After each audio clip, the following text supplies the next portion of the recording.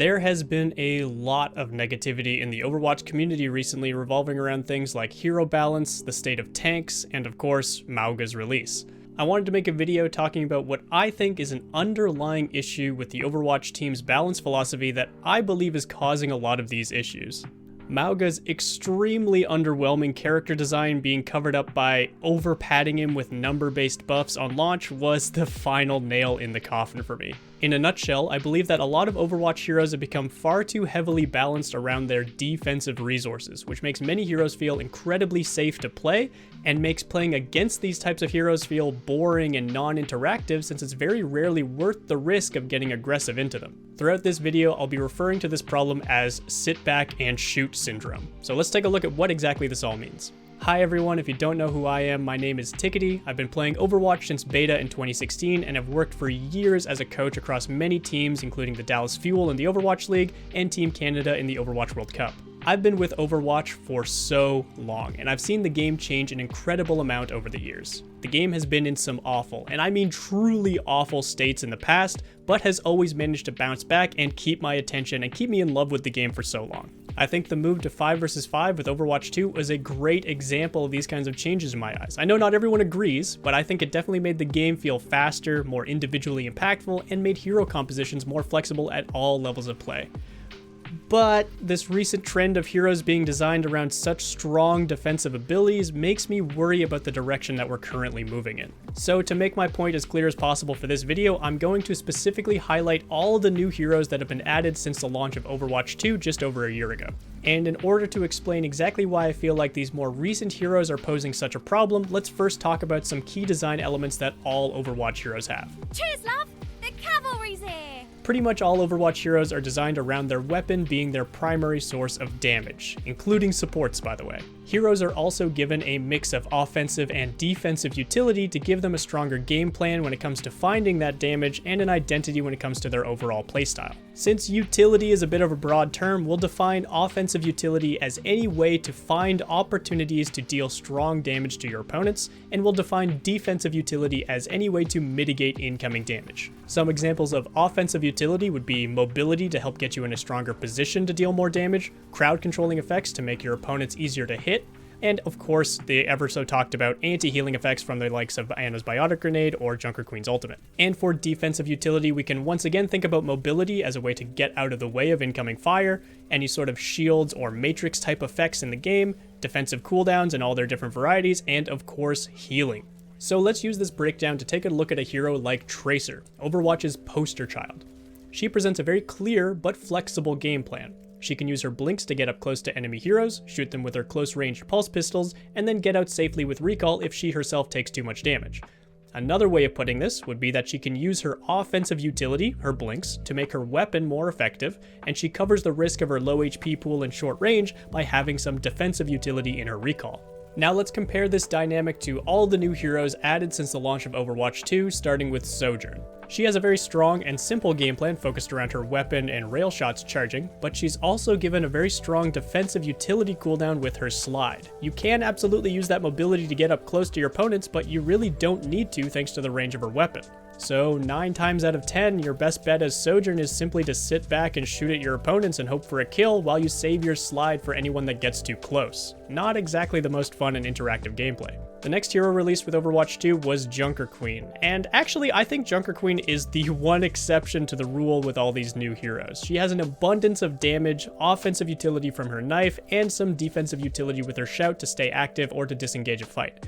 Note here though that she suffers from shorter range and a squishy health pool, at least compared to most of the other tanks in the roster. So once again, she can use her offensive utility to make her targets more vulnerable by pulling them in close with her knife throw, but she's also got that defensive utility to rely on, and that covers the risk of her having to get within closer range to do most of her damage. Next up is Kiriko, who's probably the most aggressive character on the support cast, but she's also given some of the strongest defensive tools in the entire roster with her teleport and Suzu. And Suzu isn't just your average everyday defensive cooldown, since it can also completely nullify some of the strongest forms of offensive utility in the game, anti-healing, and crowd control. You can play Kiriko very aggressively thanks to all of this defensive padding in her kit. With both, or sometimes even just one of her cooldowns available, she can outplay almost any aggressor because of how strong these defensive cooldowns are.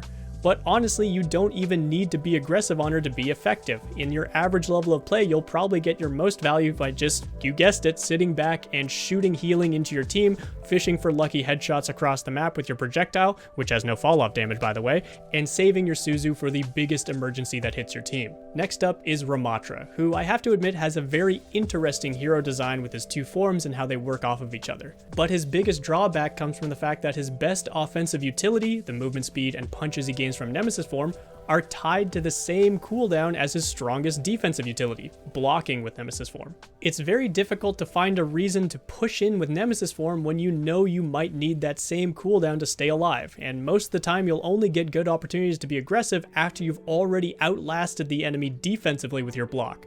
So in other words, your best bet as Ramatra most of the time is to sit back, shoot the little bugs out of your staff at your enemies, and hope to God that you don't get Nemesis form forced too early, or else you might actually die during a teamfight. The next hero released was Lifeweaver.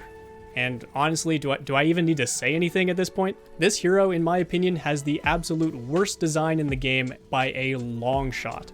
Not only does he have extremely strong defensive utility, but he's actively discouraged to even fire his primary weapon for damage since it takes away from his healing output. He's not supposed to play the game, guys. He sits back and he doesn't even shoot. And sure, there's technically the potential to use his pedal platform creatively, offensively to take new sightlines and things like that, but realistically, the only reason Lifeweaver is played is because of how safe he is, how much healing he puts out, and his abundance of defensive reactions. Next up is Illari, who has some of the strongest and most consistent damage output from the support line. And she's able to play for that damage very freely because her defensive utility requires exactly 0 brain power to use. Thanks to the defensive power of her turret and her jump booping back enemies, she can easily survive, if not win, most 1v1 situations. But even if you're not looking to take space aggressively and find those 1v1s with Illari, she still finds very strong, easy value sitting back and shooting from behind her team because of the range on her weapon. She takes 0 risk to find that damage. And of course, finally, that brings us to Mauga. He's got a fairly boring offensive game plan of just kind of always shooting at something. He's got good offensive utility tied to his charge, and since he's immune to crowd control for the movement, it can also easily be used defensively. His cardiac overdrive, however, is very situational in my opinion. It either makes him completely unkillable, or it'll be easily mitigated depending on the context. Since it's effectively just a bunch of healing, it can be easily countered by anti-healing effects, and since it relies on him hitting shots, most forms of defensive utility, like shields, will deny his damage.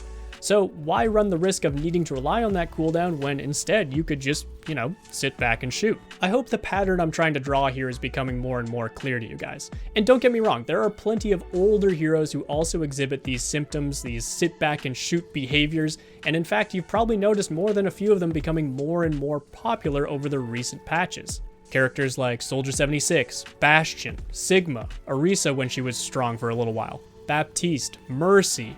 These are all heroes who rarely need to take risks in order to be effective, or who are so loaded with defensive utility that quote-unquote risks don't affect them the same way. And I wouldn't say that any one of these heroes is particularly problematic, maybe Mercy, but we'll talk about that another time, but it's just the abundance of heroes that fit this model that has saturated the game and made it feel just boring to play. Why would I ever pick a more aggressive hero when it presents far more risk than reward in most situations? Why would I pick up more aggressive heroes that require strong game sense and planning to find their win conditions when I could instead just AFK in the backline and be 95% effective? The idea of a win condition doesn't even properly apply to these types of heroes. They are always winning, and instead they have an abundance of don't lose conditions with all their defensive resources. So what is the solution then?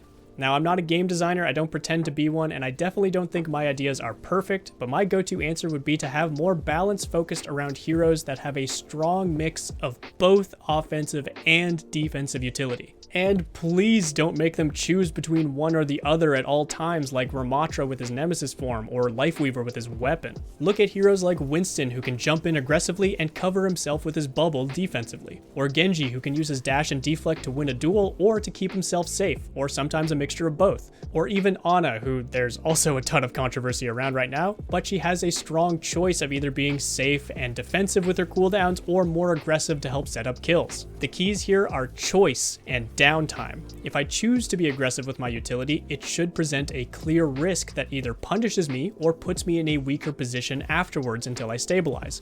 If I choose to hold on to my utility for a defensive play, then I should not be doing the same amount of damage as if I were pressing all my buttons. The quote-unquote choice for a lot of these newer heroes is either A, use all my utility to be slightly more effective and more aggressive, or B, sit back and shoot and still be 90% effective, but have all of your defensive bases covered since you'll have all your buttons ready to go. On Mauga, I can run in with all my buttons, hope for the best, but then once they run out, I'm probably going to die, or I can sit back and shoot, never take a single risk, and still do really strong damage. On Illari, I can look for aggressive off angles and sustain myself with my utility, or I can sit back, save my cooldowns, and still do very strong damage. On Sojourn, I can slide into the enemy backline and look for a clutch play, or I can sit back and shoot my gun and still one-shot people from across the map. At this point, it probably sounds like I'm advocating for dive to come back into the meta and for more dive heroes to be released, which I definitely am, but I do think it's fine for these types of backline characters to exist.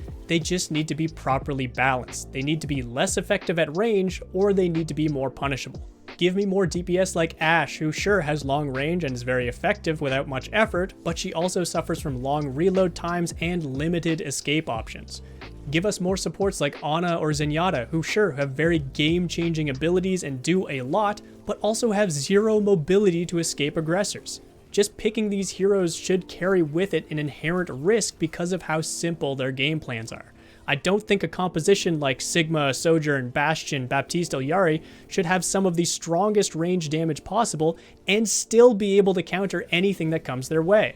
We need more fast-paced dive tanks like Winston and Doom, or we need more dueling DPS like Tracer and Genji to be powerful enough to outplay these types of heroes when handled properly. No wonder people feel like supports and healing in general is overpowered because no one is contesting enemy backlines. No wonder people feel awful playing tank right now because there's so much damage coming their way and no one else will run the risk of taking a single step forward. Simply put, this is not the Overwatch I fell in love with in 2016, and the content releases we're seeing these days is making me feel like it might never be the same again. Thank you all for watching.